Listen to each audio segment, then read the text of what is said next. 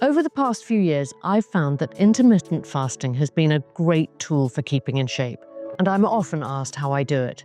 That's why I'm thrilled to introduce you to this season's sponsor, the Simple Life app. They are a clinically proven weight loss tool that has helped millions of users lose millions of pounds.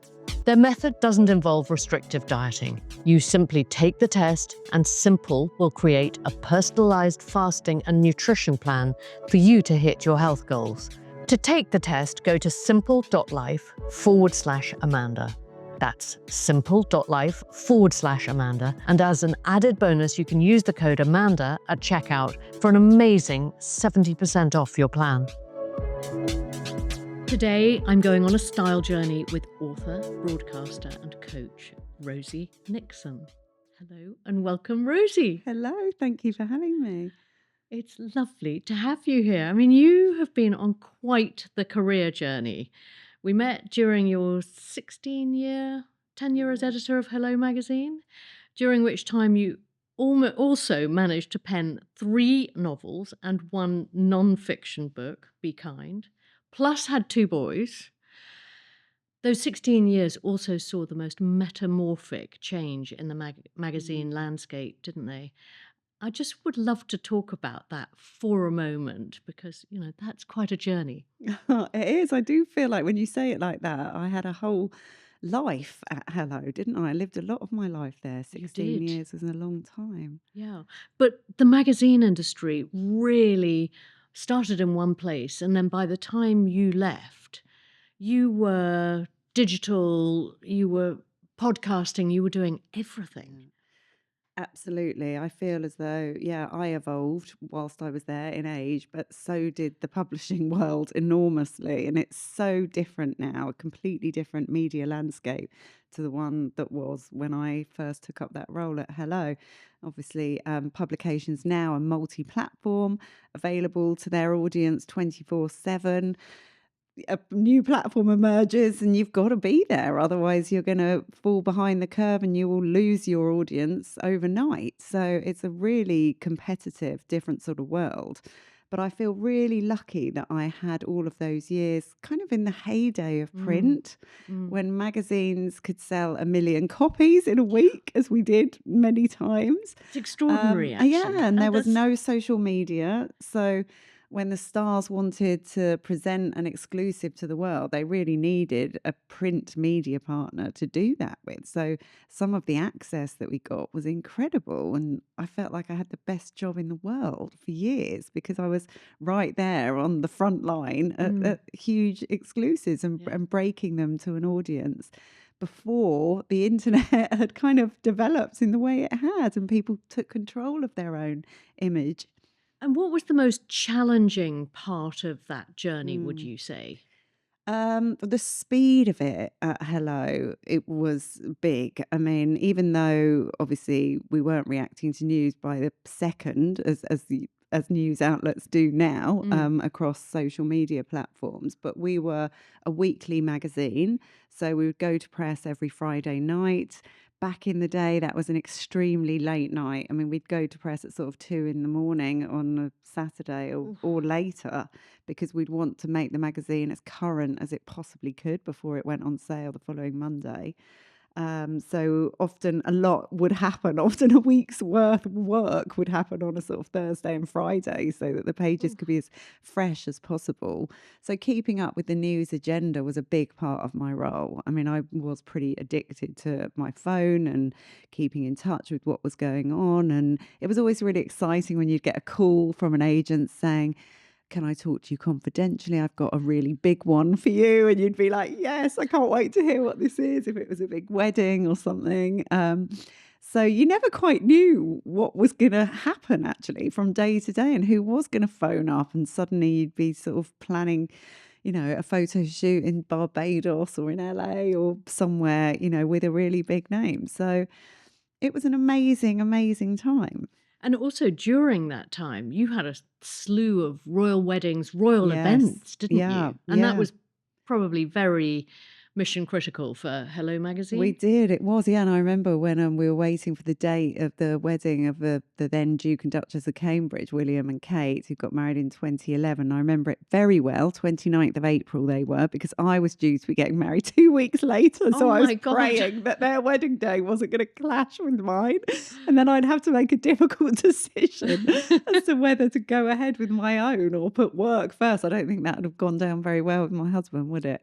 But that was an incredible day, because the thing about Hello was that it's almost a cross between a newspaper and a magazine, because we had all the glossiness of amazing photography, but we'd be able to turn things around quickly. So we all came into the office on that morning, and there was sort of 200 empty pages of a magazine that were going to be filled within the next 24 hours. And then we went straight off to press. So And did you have to do any television work during that time yeah. as the editor of Yes, Hello I did magazine? do bits and pieces. I mean, I always put my role at Hello first, because I Mm. was needed there. And at that time, we were just starting to do some video content, because I remember we very excitedly thought, let's get our own video team. I mean, now it's a given that you would always have video. I mean, you do it But on it your own felt really phone. new. And we hired this. We managed to get a room in, or like rented this room that was part of somebody's office that overlooked Westminster Abbey and where they were going to come Wow. out. Probably paid an extortionate amount, because it was like the hottest kind of place to be. And we had a little balcony. So we had a team out there. For most of that day, though, I was in the office just focused on making the pages the best that they could be, Mm. because this was the big issue of the year. How Uh, many copies did you sell? Well, that one sold 1 million copies in 3 days, and we had to reprint more. Wow. Yeah. So, Wow. and it was such an exciting feeling knowing that you really nailed it as Yeah. well. I think I left the office probably at 6 in the morning. We worked the whole night that night. Slightly delirious. I think we cracked a bottle of fizz at God knows what time, 4 o'clock, when it felt like the end's in sight. And you know, the challenge was picking what is going to be that iconic image, because we hadn't even seen all the newspapers, Yeah. because obviously they're not out till the following morning. We had And to go did to you press. have to pick your iconic image before you Yeah. saw Times Well, Telegraph? we saw the challenge was sifting through thousands and thousands of images, because every photo agency, every independent photographer, I them mean, in. everybody was in London capturing images of the day, because they all knew that if that shot becomes the shot, it's going to go all around the world. So the challenge was picking what are those images that really capture the moment in a way that are really going to get people's attention, but become iconic. Now, we're here to talk about style DNA, but I would love to just quickly ask you, what would you say is the DNA of Hello? Mm. I'd say it's like the magazine of record. And I think a moment like the royal wedding really says that. I think it sold so many copies because people wanted that issue as a keepsake. It's almost Mm. like a photo album. It's a snapshot of the zeitgeist of a moment in time. That you could keep for generations. So I've No still got all pressure my here, Rosie. iconic hellos. Yeah, because I will enjoy showing, if my kids ask, what was that royal wedding like? You know, in years to come, I can get out a hello and there it all is. And actually, lots of costume designers for films use hello, because if you're making a film set in 1992 and you want to know what were the hairstyles, what were the fashions, what were people drinking at What parties. were real people rather than what Yes, the magazines exactly. were feeding us It as would the give trends? you that exact snapshot of Very that interesting. week Yeah. in that year, really, to Yeah. know who were the movers and the shakers, what were the trends. Yeah. So it's all there. So that's why I think the magazine of record is a really nice way to describe it. Oh, that's lovely. Do you have one copy of each one that you edited? Oh God, no, because that would be hundreds, yeah, in the 16 Yeah. years. But I do have my little stash of my favourite ones. Do you So keep them particularly really big interviews. carefully? Not really, actually. You're making me think, oh God, actually, where are they? They're kind of in a box somewhere. But yeah, but it would be nice to have them. I've got all of my magazines actually that I've worked on over the years. Yes. And it's quite a tradition when you leave a magazine to have a front cover.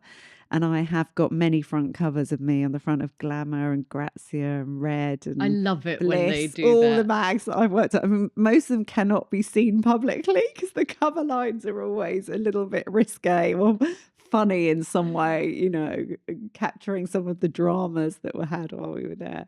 Oh, brilliant. Um, I mean, talking the magazine industry, do you think that, and specifically probably because Hello was your real main mm, um, job through the years, or your longest yeah. job through the years, do you think that AI will affect Hello magazine, for example? Yeah, no, I don't think it will. I think it will have to be embraced, and obviously it can be incredibly helpful in lots of ways with journalism, but I think nothing will replace that tone of voice that a magazine becomes known for. And Mm, Hello does have a unique tone of voice, and most of our best loved titles do, albeit they sell less these days and they coexist alongside different forms of technology. So I don't think journalists should be scared of their jobs, over AI. And same as the consumer likes to read something that's been written by an actual person as well. So mm, I think there's place for all of it. mm.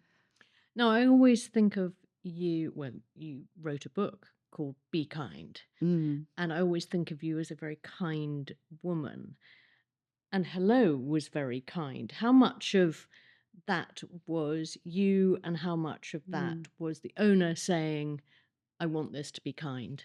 Well, yeah, I think I first started thinking deeply about the subject of kindness during my role at Hello. Because if I'm honest, when I first started there, it was a bit of an anomaly. I'd worked at Condé Nast, I'd worked at Bauer, I'd worked at a lot of the big publishing houses. And then there was like Hello that was just on its own as a family business. And I didn't really know a lot about it. And in a way, it would get vilified, I felt a bit, as people seeing it as a soft touch. And, oh, Hello's always lovely about everything. And almost as if that wasn't practicing accountable, proper journalism. Mm, Because the UK can be very snobby over journalism, yeah, the broadsheets, and then the red tops and that divide of yeah. what type of person are you? And I really didn't like that. And it made me feel that actually being lovely and nice or kind, as we kind of sort of started to call it, actually is our superpower, and it's a badge of honor, and it's something we should be really proud of. So instead of thinking, oh, we're not proper journalists, let's like really own this area. And the reason why we are so successful and there's been such longevity in the brand is because we're kind to people, we treat them well.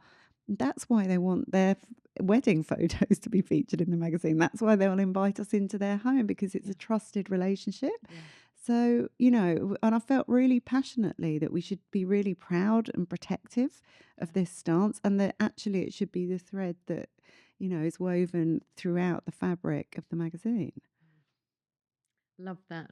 I mean, you lived, ate, breathed Hello for Mm. 16 years. And that ultimately meant that you burnt out. Yes. Can you just tell me about that Yeah. for a moment? Because we're both onto new chapters, and that's a wonderful, wonderful. We were just saying it's an amazing Yeah. privilege to be in a new chapter. Yeah.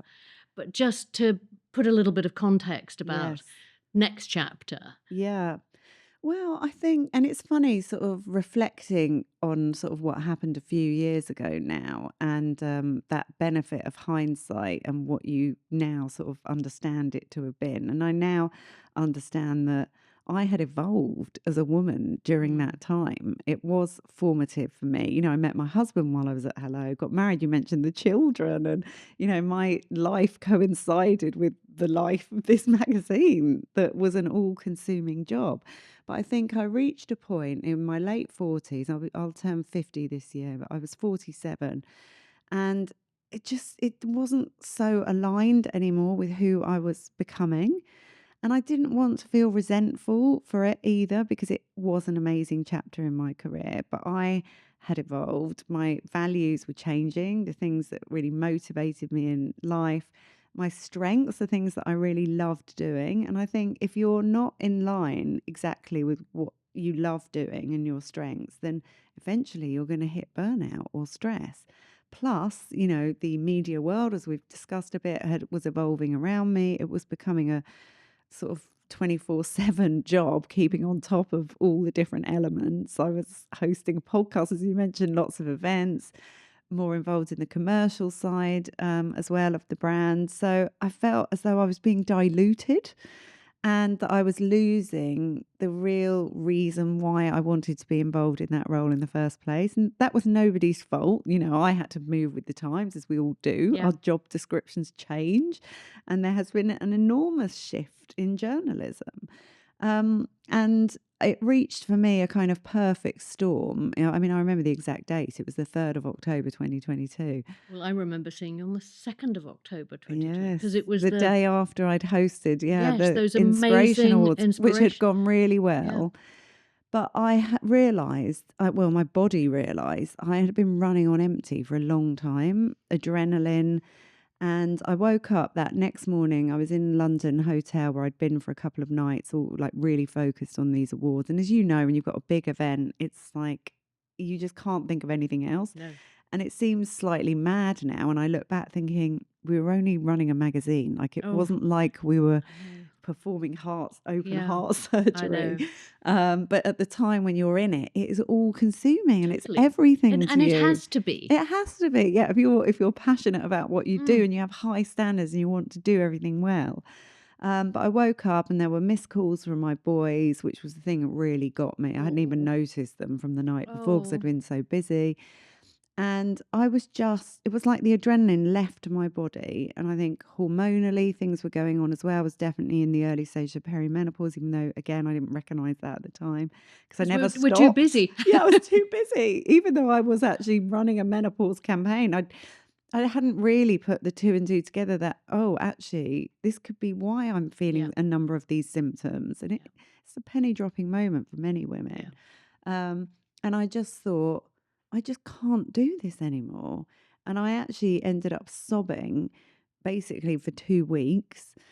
And You were I felt as though I was grieving. losing it. But you were probably Yeah. grieving that part of Yeah, and I your think grief life. does sort of come into it a bit, especially Yeah. when a role has become your Yeah. identity for such a long time. But luckily I am a very positive person. I'm really well supported with a great family and friends, and I sort of knew I would be all right. And even in the darkest sort of moment, because I ended up having some weeks off work, I mean, which isn't a lot of time in the scheme of things, but for me it felt massive because I was never off sick. Um, I even sort of in that time, there was a little seed of excitement that, oh my God, something's going to happen now. I don't want to be a person that's moaning about their job and how busy it is and it's all too much. I'm not enjoying it anymore and not do anything about it Mm. because I can't bear that. Yeah. I am a get up and go sort of person who is driven and loves the world of work, but needs to be doing things that I'm really passionate about.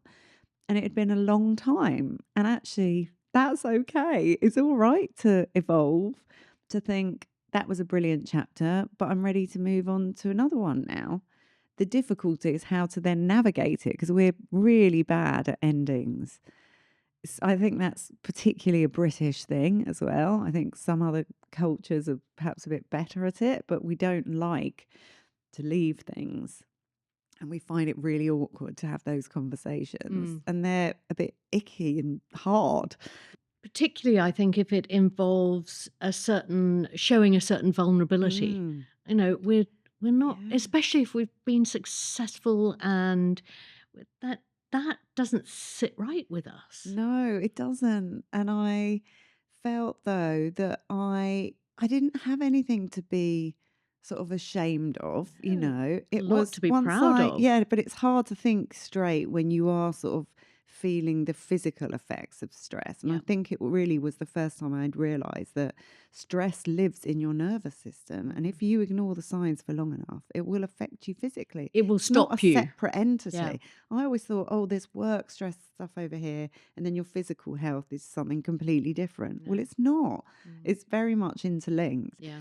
And so that was a wake up call to actually have to confront that and put measures in place to look after myself a bit better. And also think about what is really important to me at this stage of life. What does success mean to me now? And actually, it isn't a job title. It isn't working all hours as if that's a kind of badge of honor. Mm. I've done all of that striving. Now I want to use all of that accumulated wisdom in a more purposeful way. And I want to be around a bit more at home. Just And no, totally. And so what was the penny dropping moment to explore coaching, Mm. which has been your next It step? has, yeah. So coaching, I'd had a bit of coaching in the past at various times.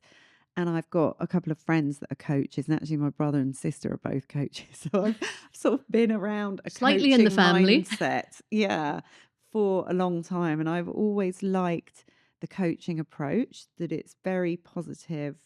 It fosters a growth mindset. It's all about, right, what are you going to do from here? Whereas therapy looks back into the past, Yeah, coaching is really looking forward. And the coach takes the coachee as they are on that day and helps them to identify their goals and draws out of them what steps they're going to take to try and reach them. So that the practical positivity really spoke to me. And I did turn to a coach during my trying to sort of extricate myself from a hello period. And I found it so helpful. And then it just started to dawn on me as I started to look at the elements of my role that I did really enjoy and the things that I might like to do in the future, that gaining a qualification as a coach could be a really positive thing to do.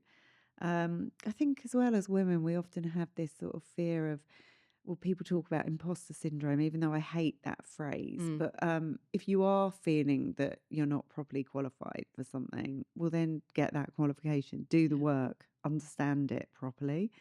And I wanted to feel as though if I was going to move into this area, that I had done the work.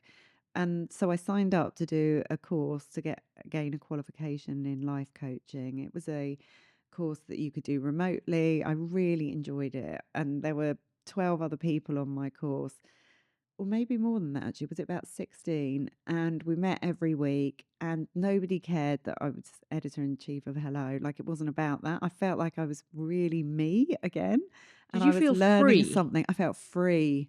And the freedom was massive for Mm, me because I felt so constrained at Hello by somebody else's agenda, by the schedule of the magazine, by the news agenda constantly going on, that I could never sort of just take a step back.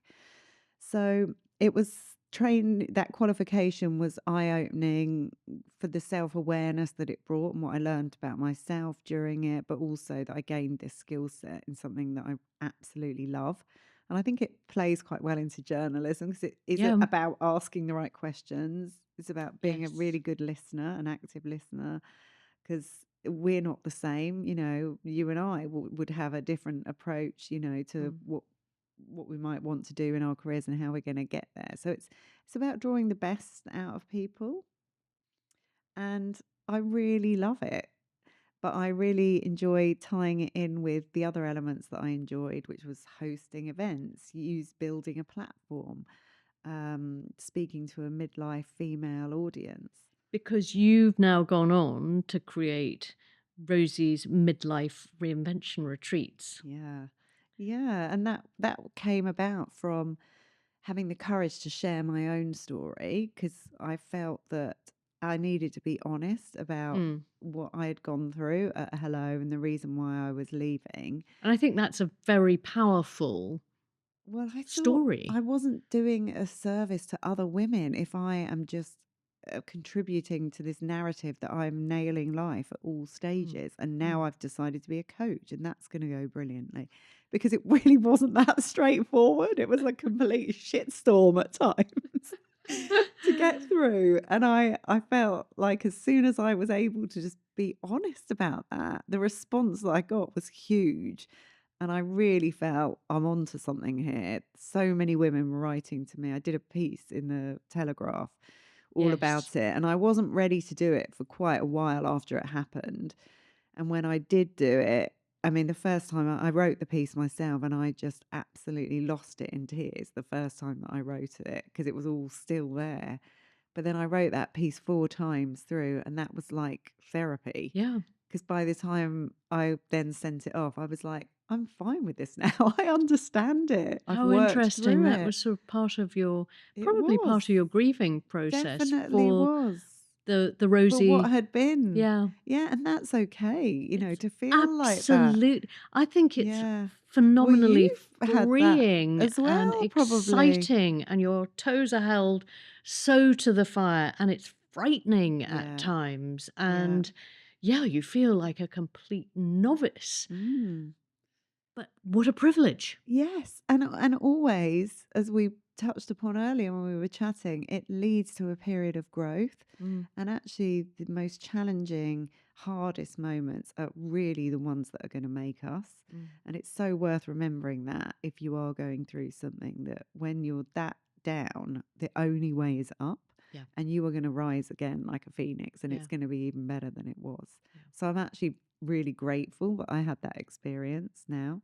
I would say I would second that. It is a real privilege. It doesn't feel like it at the time, but my God, now it's how lucky are we to How be lucky, yeah, to be in able to tell the story yeah, now in new and for it to chapters. give birth then to a whole other chapter that opened up sort of before me like it was meant to be. Yeah, and I also think we're living in a time now where we will be having different careers, different chapters, and they'll be, quite well defined, and Yeah. that's really And our exciting. working life will be so much longer. Yeah, Gone are the days when you get you retire and draw your pension and that's it. You've yeah. got your feet up for the next 30 years.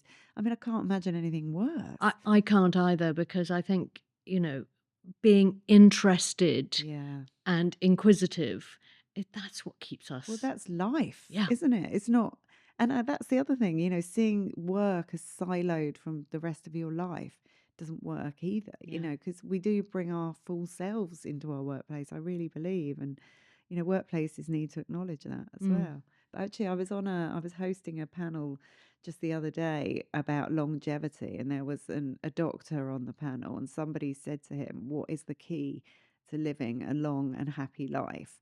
And everybody thought he would say something about aesthetics or kind of diet, and he said, "Don't retire." And I thought that is such good advice. That's very good Yeah, advice. Very, very good advice. Um, Now let's spin back to the beginning. Where did yeah. you grow up? So I grew up in North London, yeah, in a place called Winchmore Hill, Mm. near Muswell Hill. Yeah, Really happy childhood. Spent then lots of my teenage years on the 29 bus going down to Camden, and that was my first experience of to Camden Market. Camden Market. Yeah, the Interesting. nightlife and the clothes. And was that your sort of earliest experience of clothes, Well, no, I or think my was your mother earliest experience. fantastically stylish? Well, actually, my grandmother was a huge influence on me from a fashion Interesting. perspective. Yeah. She was a real fashionista and she made a lot of her clothes.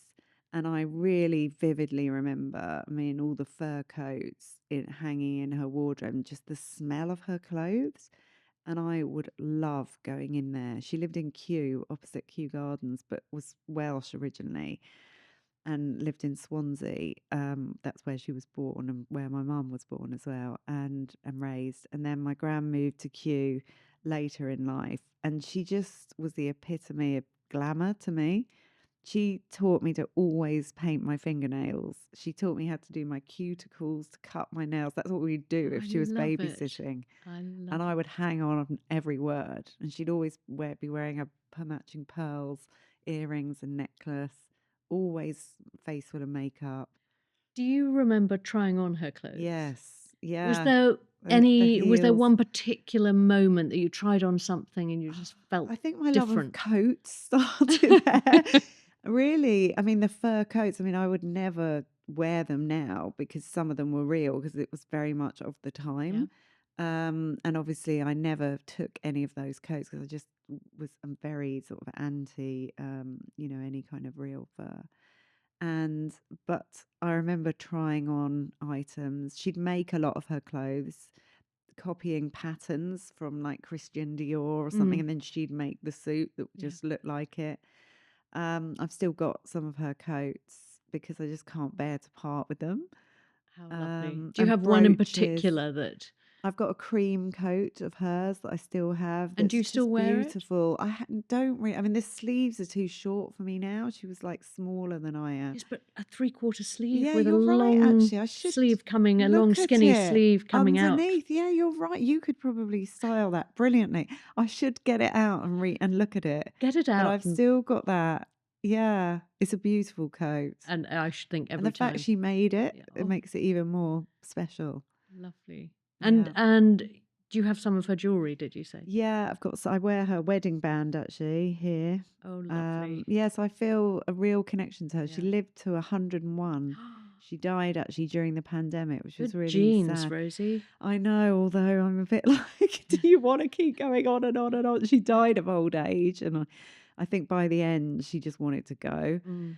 But she always had false teeth that were just like amazingly white and straight, and like she just was super glamorous. Yeah. A glamorous grandma. So I was very lucky to have had her for so long. So would you say you were more inspired by her than your own mother? Um, Probably like from a fashion sense, although my mum inherited so much from my grandma as well, and always does her nails too and Mm. enjoys makeup. And our favourite thing to do together is to meet in Chelsea and walk around the King's Road and see what's happening and go to Peter Jones to cafe for lunch. Mm. So yeah, that is one of the things we love doing together. But back in teenage Rosie years, Oh what yeah. were you wearing? Well, I was a real. Do you remember jumble sales were really popular Yeah. when I was sort of in the guides and brownies? Absolutely. And I always loved rummaging around those for hidden gems. So I was very into sort of vintage fashion, and Camden Market became a really important place to me. A And I mecca. would go a Mecca and the Red or Dead shop Yeah. for shoes that was on the corner there, and going to the market and buying sort of tie-dye t-shirts or a sheepskin coat, or those sort of 70s long coats with fur inside.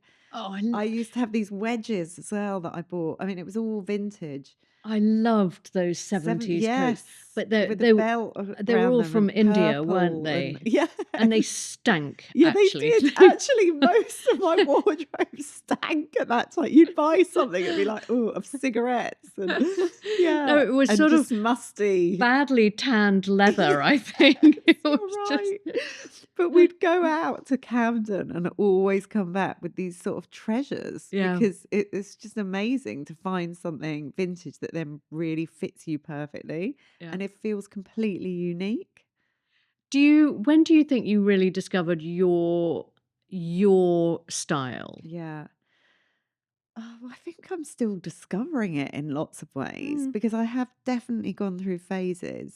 In fact, actually, that's just reminded me. My dad, in his speech at my wedding, talked about my phases, and, and What your he fashion was right. phases? Yes, because I had peroxide hair for a bit, short, or like in that DA shape. Do you remember that was like a high Yeah. bob, where shaved at the back kind of thing, but then long at the front? Oh my goodness. I Yeah, can't imagine that on you. and I remember, yeah, and it was peroxide, really blonde. And when I was at university, there were two Rosies in our halls of residence, and I was known as Rosie Haircut.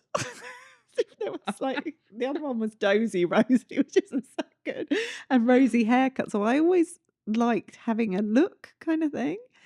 But it would change. And as my dad said in his wedding speech, there was the polar necks phase, the peroxide hair phase, the leather jacket phase, I love the it. baggy jeans, you know, the All Saints sort of look, the Maharashi trouser phase. So And then what were you married in? and then I was married in, actually, I was kind of ahead of my time here because I borrowed a gown because I found wedding dress shopping really stressful and I really didn't enjoy it. And I look horrendous in white dresses. They just don't do anything for me. And I remember traipsing around all of these traditional wedding shops, feeling I just wanted to cry often after the That's so appointment because I sad. think I just don't look right in any of this. And then I went to my wedding dress was from Alberta Ferretti, who I love Gorgeous. as a designer, always have done. And it was in a sample sale.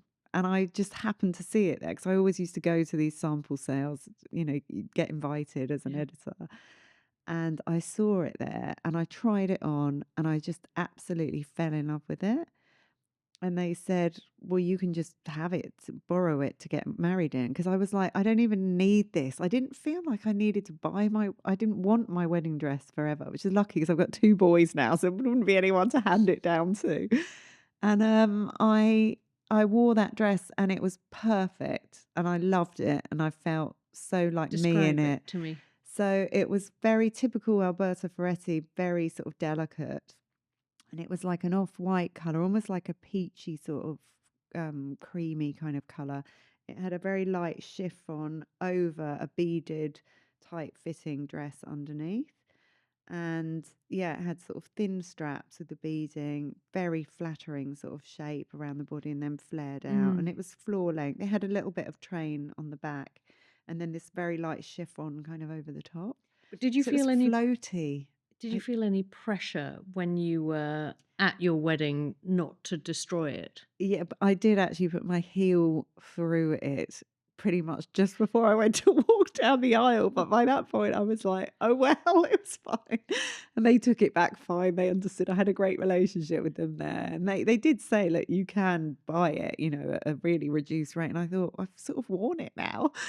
Been there, I've done done that. it. Yeah, so I was ahead of my time in borrowing. But that dress I loved, and I wore actually a brooch that had been my grandmother's that I put at the front, and it felt perfect. And I Yeah. didn't want to take it off, and I wore it for the whole day and How danced in it lovely. all night and just loved it. During your years as an editor, did you ever reach out to the fashion editors to say, style me, give me a new look, or any of that? Um, well, I sort of obviously knew our fashion team very well and got to know lots of fashion PR. So I would often get loaned dresses and things for big events. I remember this Dolce & Gabbana dress that I wore for, it was Hello's 20th birthday, I think, or 15th or something like that. And when I was panicking about what to wear and they loaned me that dress, which I absolutely loved. And I feel really lucky to have worked in that industry so that I could try things. Because I think it's so hard to know often, what is going to work on you. So being able to go with a PR into the changing rooms of the shop and them say, why don't you try all of this, and give you honest feedback was always really great. Any fashion disasters? Just too high heels. That is always a disaster. I mean, I now steer clear of them at all costs. I've got very sensible heel heights on today, Yeah. and I have done many a party where I've just thought, why the hell did I wear this? Because I can't walk around like I want to. Can't take enough And it's so Nurofen to kill. frustrating. Yeah, it's the worst feeling. There's nothing worse than ill-fitting shoes and ones that are too high. What shoe or what heel do you reach for when you know you want to be in a heel Yeah. that will be comfortable for you to wear? Do you know what? These are from M&S and they're just really comfortable. And I go through heels quickly because I do sort of traipse around. I like to walk everywhere. Yeah. So probably if I'm going for a heel boot, it will be something very standard. I've got some sort of best shoes. I've got a pair of Louboutins. I've got my Jimmy Choos that I wore for my wedding day. But although I did swap out of those and put on a more comfy pair later on, Yeah.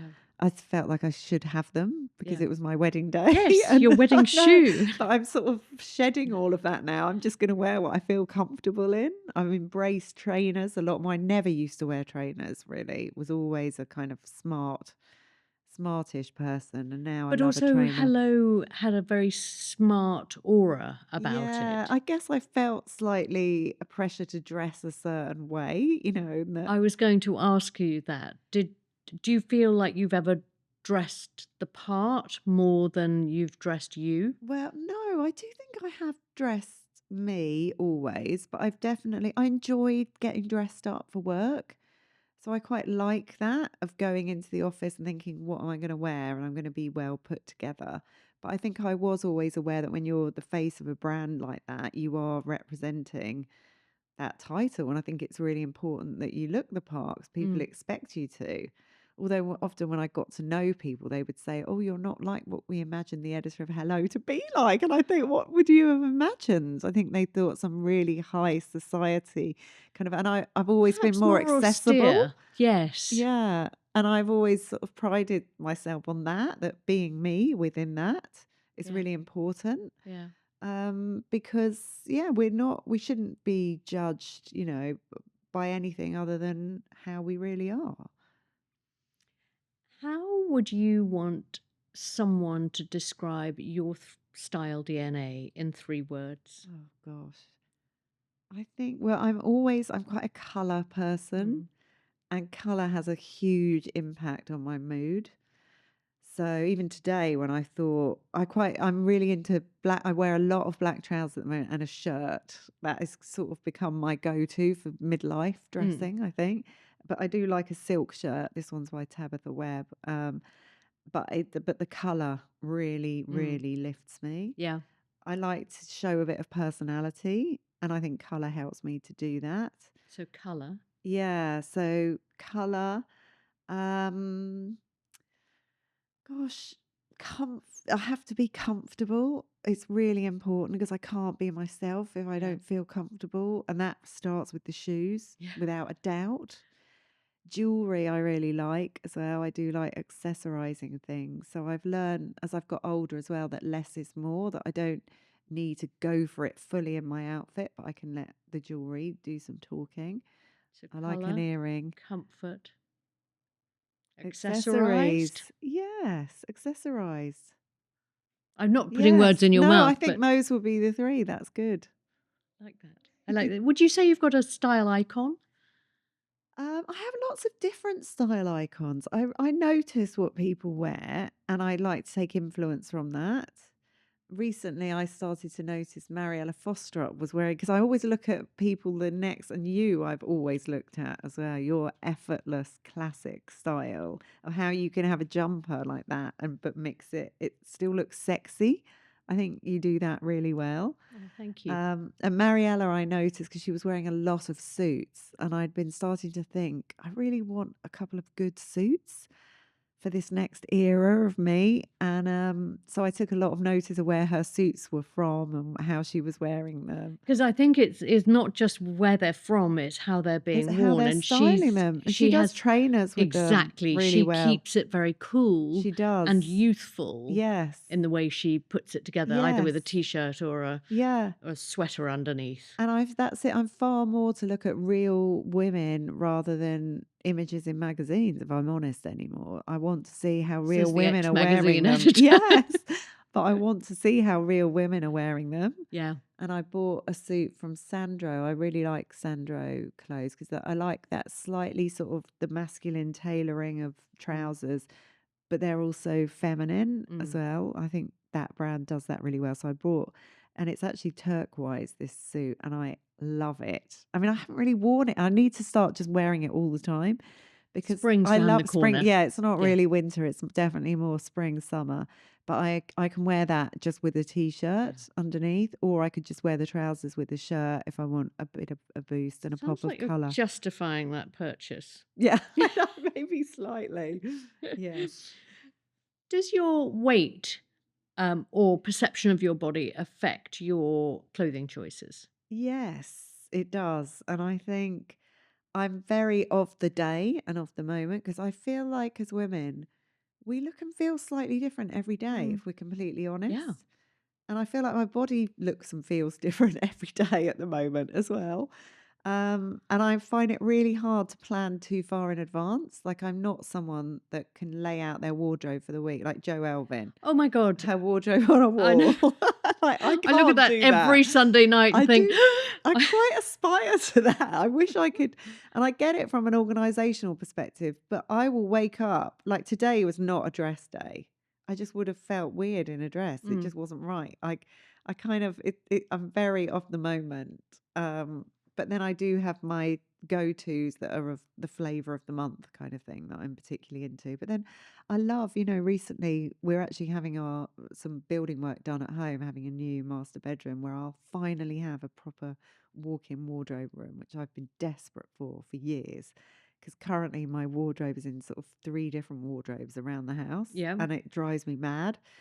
Um, and I have been sort of trying to get my clothes in order, ready for it, and I have rediscovered a number of things, and that's such a joy. I'm It is, really into isn't it?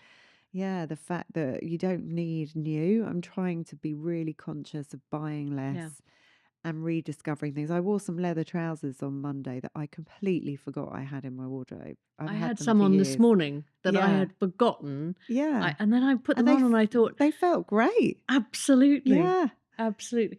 Talking about being a mood dresser, during your 3 weeks of proper burnout removal from Yeah. work, do you remember what you reached for to slightly cocoon Mm, you or comfort. uplift you or comfort Yeah. you? Yeah, I am a comfies person at home. And often, if I've had a busy day out in town that I've been quite smart for, I will think, actually, I'm just going to get changed out at home. I won't stay wearing a suit jacket Mm. or whatever at home.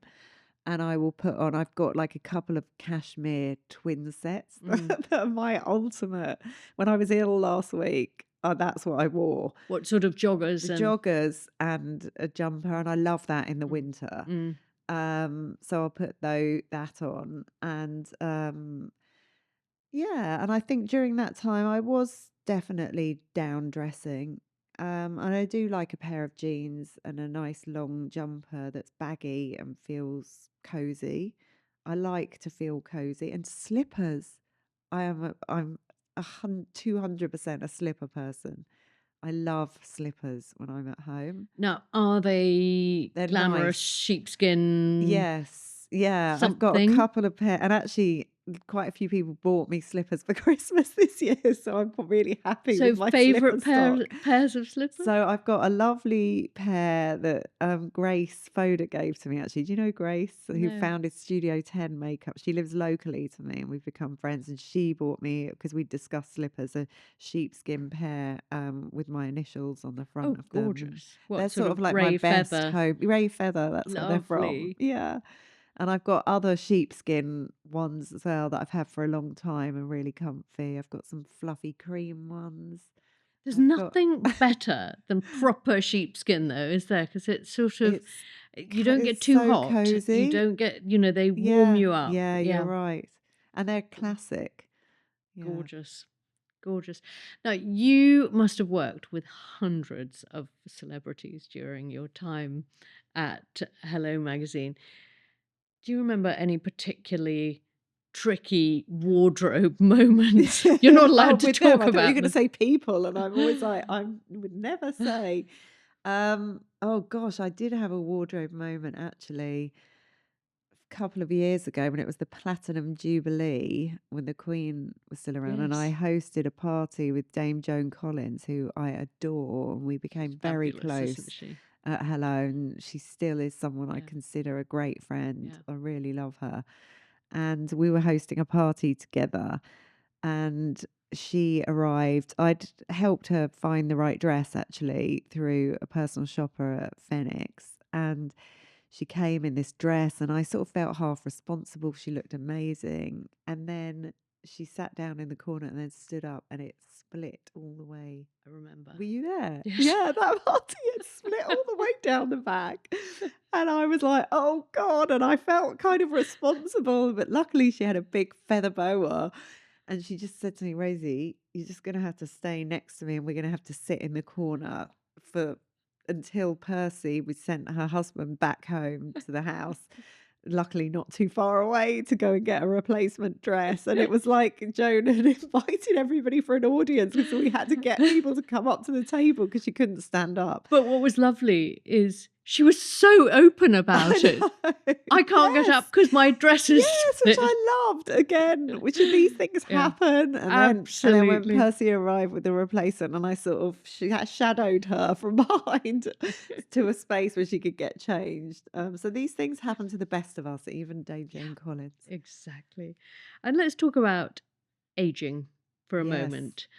Is age a consideration as to how you dress? Um, Not really. I wouldn't say that age is a consideration. It's more, I don't ever think, oh, entering my 50s, I shouldn't wear that or I should. I think it's probably more body shape and how I Mm. feel Mm. is the biggest consideration. Um, I don't dress to look young, I remember actually in previous roles dressing to look older because I felt like I was quite young in my role.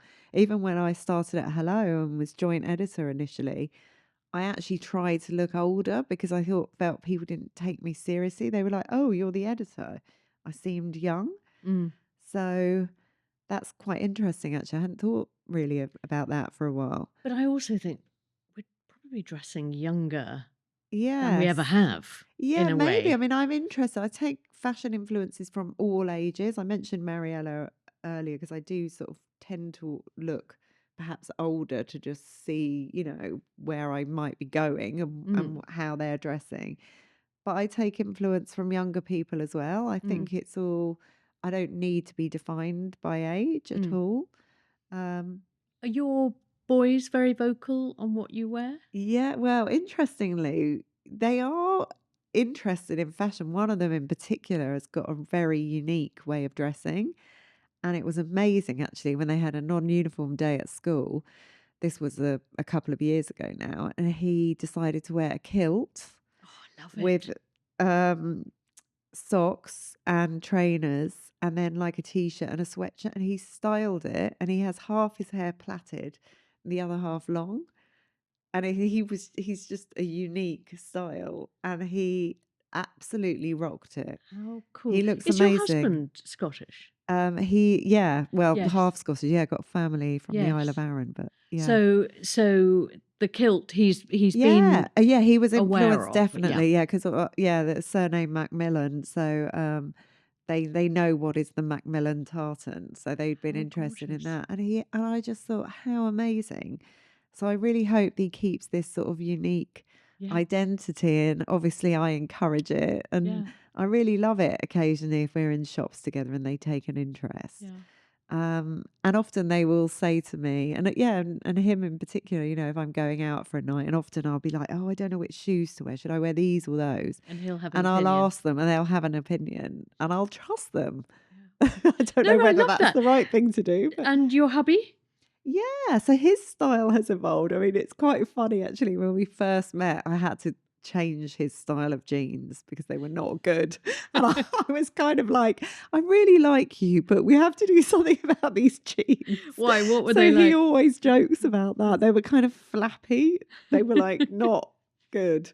But They'd he's probably be very evolved. good right He's got a now. lot better now. I can let him go out shopping on his own and he'll come back. Yeah, I think for men as well, it's hard to know what your style is. And now he's got no hair, so he always wears caps and they really, really suit him. So he's got a huge array of caps. And then he discovered sort of Belstaff a number of years ago, and that's his sort of look with their jackets. They just really work on him. Love it. Let's talk about travel. Yes. Are you a good packer? Bad packer? Probably an overpacker.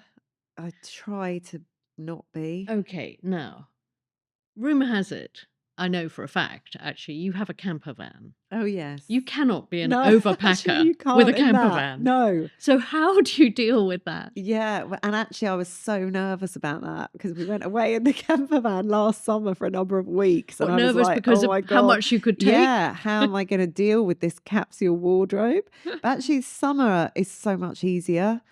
because, and I had to remind myself. Normally, when I'm on holiday, you wear the same few things that you really love over and over again. Yeah. So I had to be really strict and think I'm only going to put in there things I really love that you just think I'm definitely going to want to wear that today. Yeah.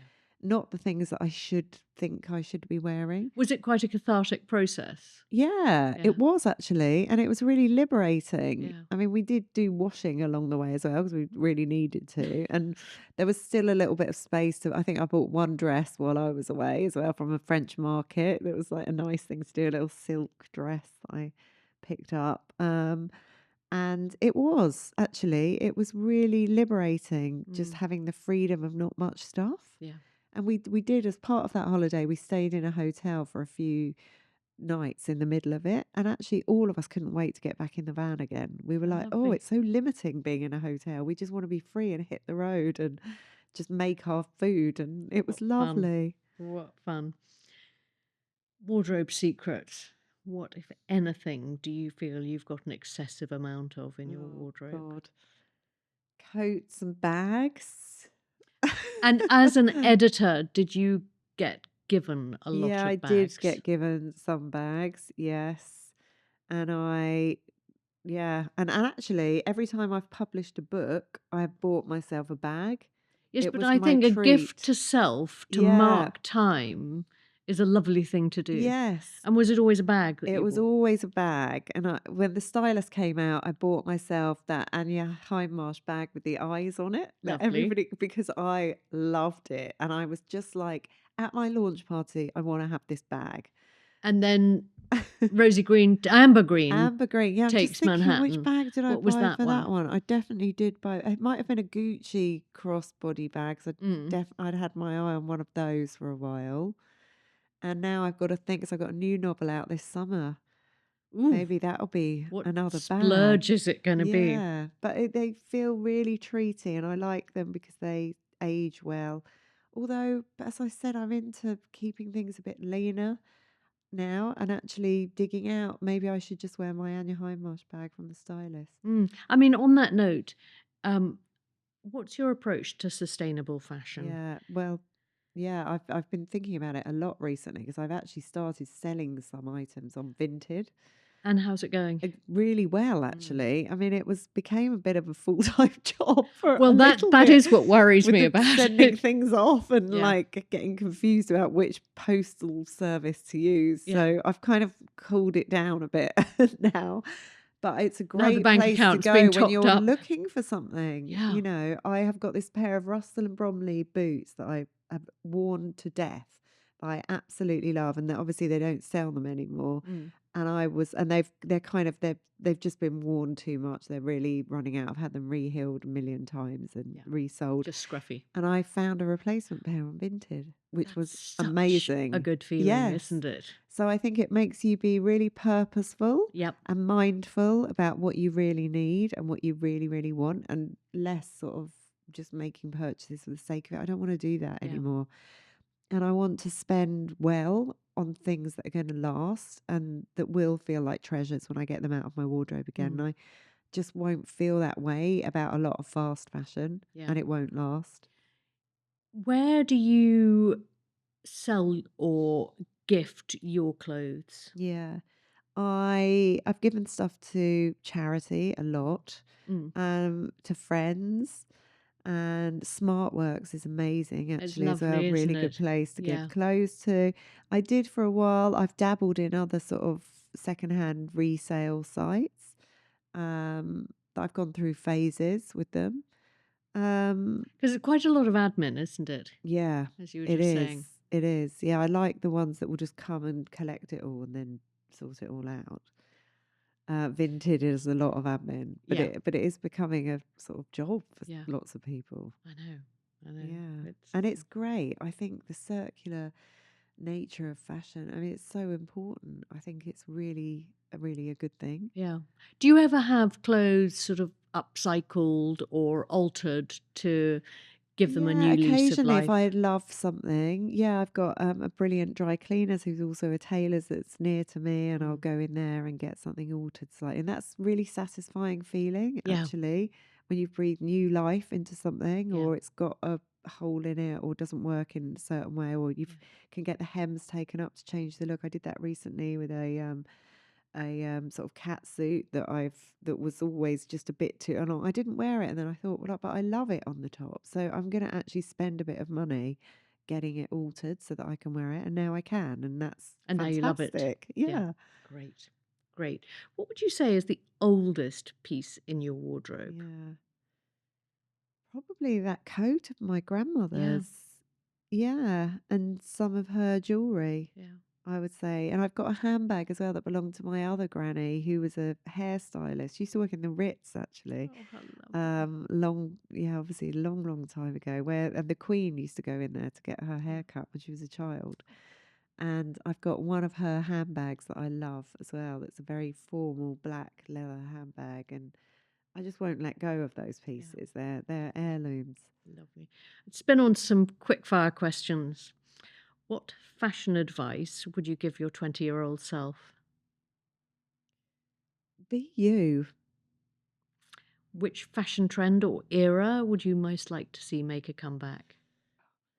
Well, I loved watching Rivals recently for all of the 80s fashion and the power dressing and the cinched in waists and the shoulder pads. So I loved that era There were a in lot of terms naked of, bottoms yeah, there too. were a lot of naked bottoms, but it's such brilliant escapism.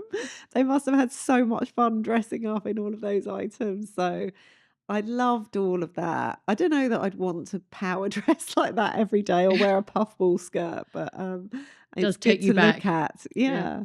Yeah. Fashion or beauty trend that you would consign to Room 101? Oh God, some of the tie-dye t-shirts that I wore from Camden Market. Not good. Your last impulse buy? Actually, that was some trainers on Vinted that are pretty much the same as some other trainers that I've got. Yeah, and I did as the minute my finger hit the button, I thought I don't really need those, but there we are. They can go back up there. They can go back up there, true. Your views on tattoos? I have got a number of small tattoos. Tiny ones. Tiny ones. Yeah, my group of girlfriends, we have all got this where's it gone? There it is. Lightning bolt, which I had in New York with my friends, and it's like we kind of recharge each other. So I wouldn't be against getting others. That's a heart that my son drew, and an infinity sign for my other son. So Beautiful. Beauty treatment you couldn't give up? it's not a treatment so much, but mascara. I have got fair eyelashes, which is But you've not got good. good I've got good eyelashes. eyelashes, but I look like a rabbit without mascara on. I cannot be without it. My fear would be if mascara got banned, I wouldn't be able to leave the house. High end or high street? Probably high end. Bling or bear? So somewhere in between. Minimalism or maximalism? I think in the middle as well. I can do both, but I'm comfortable in the middle. Couture or charity shop? Charity shop. Crocs, cute or puke? All my boys wear Crocs. Puke for me, but great for them. Sneakers or stilettos? Sneakers. Birkin or Chanel? As in bags. Yeah, Chanel. Boyfriends or wide legs? Boyfriends. Experimental or uniform? Uniform. Cashmere or cotton? Cashmere. Hoarder or editor? Oh, that's tricky. I'm trying to be more of an editor. You'd be I amazed how have many been people say that. Really? Yes. But Charity shop or resale? charity shop. Shapewear or sexy lingerie? Sexy lingerie. Tights or stockings? Tights. Bikini or one piece? I have done both, more into one pieces at the moment. And finally, traditional last question at the end of the day. Do you or don't you wear in bed? Well, being perimenopausal, I get very hot in bed at the moment. So sometimes nothing, but mostly something silky. And yeah, not too much because I am like a furnace for all the wrong reasons. Thank you for sharing, Rosie. What a lovely, lovely conversation. Oh, really enjoyed it. Thank you so much. Could have chatted forever. We could, yeah.